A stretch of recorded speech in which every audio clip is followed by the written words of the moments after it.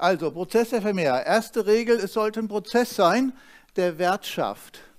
Bitte analysiert nur Prozesse, die einen Mehrwert schaffen.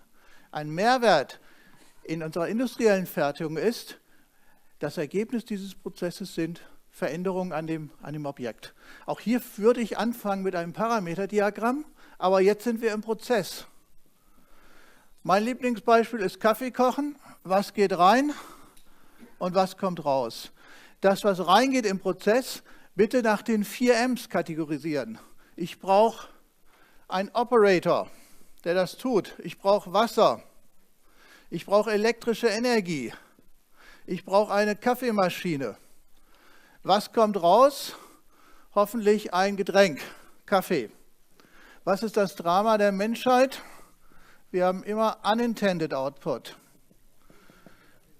Leider ist es noch nicht gelungen, einen Prozess zu generieren, der ausschließlich intended output hat. Also da kommt Wasserdampf raus, Geräusch und ganz viele andere Dinge, die wir eigentlich gar nicht brauchen. Jetzt kann ich die Funktion begreifen. Die Funktion ist, ich wandle Wasser und elektrische Energie und Kaffeepulver in ein Getränk. Das ist die Funktion dieses Prozesses. Wenn ich jetzt mir die Anforderungen anschaue, das kann ich mir wie ein Trichter anschauen. Wenn ich jetzt die Qualität des Ausgangs bewerte, Kaffee, da würde ich sagen, die Temperatur, die Farbe, die Dichte, das Aroma, das sind die gewollten Merkmale. Ich habe also hier die gewollten Merkmale, beispielsweise die Farbe. Und dann bekomme ich automatisch die Fehlermerkmale, Farbe zu dunkel, Farbe zu hell. Dieses Trichtermodell könnte ich auch für die Eingangsgrößen bringen. Das sind die Anforderungen an den Input, die Qualitätsanforderungen an das Wasser, an die elektrische Energie und so weiter. Das ist Teil 1, Vorbereitung und Scoping. Teil 2 ist ein Flussdiagramm der wertschöpfenden Vorgänge. Mein Lieblingsbeispiel bleiben wir beim Backen, Pizza backen. Ebene 1 ist Pizza herstellen. Ebene 2 ist das Flussdiagramm. Dosieren, mixen, kneten, backen. Ebene 3 sind die Ressourcen, da tauchen die M's wieder auf. Das ist der Operator, das ist der Ofen, das ist das Material, was da reinkommt. Funktionsanalyse, was ist die Funktion eines wertschöpfenden Vorgangs? Produktmerkmale verändern. Beim Bohren produziere ich Produktmerkmale, der Außendurchmesser und die Lage der Bohrung. Ach, locker. Damit habe ich die Fehlermerkmale. Bohrung zu groß, zu klein, Bohrung an der falschen Stelle. Welche Produktmerkmale entstehen beim Backen?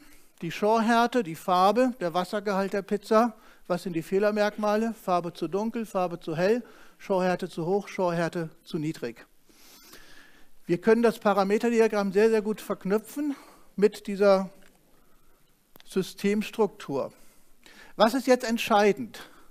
Wenn ich nicht wertschöpfende Vorgänge analysiere, beispielsweise eine Werkerprüfung, der Werker prüft die Schorhärte, dann entsteht großer Mist. Dann wird bei rauskommen, der kritischste Vorgang des Prozesses ist nach FMEA der Prüfvorgang, eine visuelle Prüfung. Und die Experten werden sagen, das stimmt nicht, eure FMEA ist falsch. Was ist falsch gelaufen, wenn ich sowas tue? Das könnte eine Funktion der 3. Ebene sein. Das heißt, in der 3. Ebene habe ich den Werker und der muss die Schorhärteprüfung durchführen. Dann wäre die Negierung die Ursache. Das ist die zweitbeste Lösung. Die allerbeste Lösung ist, ich möchte das nicht in der Systemstruktur sehen, sondern als Entdeckungsmaßnahme. Und dann wird die FMEA auch richtig. Das heißt, fast alle nicht wertschöpfenden Vorgänge, wie Prüfungen durchführen, Wartung, Instandhaltung, sind nicht Analyseobjekte, sondern ergeben vermeidende und entdeckende Maßnahmen. Wenn man das anders macht, hat man ein komisches Gefühl, weil die FMEA nicht konsistent ist. Wenn ich natürlich verantwortlich bin für das Entwickeln eines Prüfvorganges, dann kann ich für den Prüfvorgang eine FMEA machen. Aber auch nur dann. Wenn ich Pizza backe, dann ist der Prüfvorgang für mich eine vermeidende oder entdeckende Maßnahme. Noch eine Definition? Immer, wenn Sie Wissen erzeugen und mit diesem Wissen Gutes gemacht wird, sind es Vermeidungsmaßnahmen.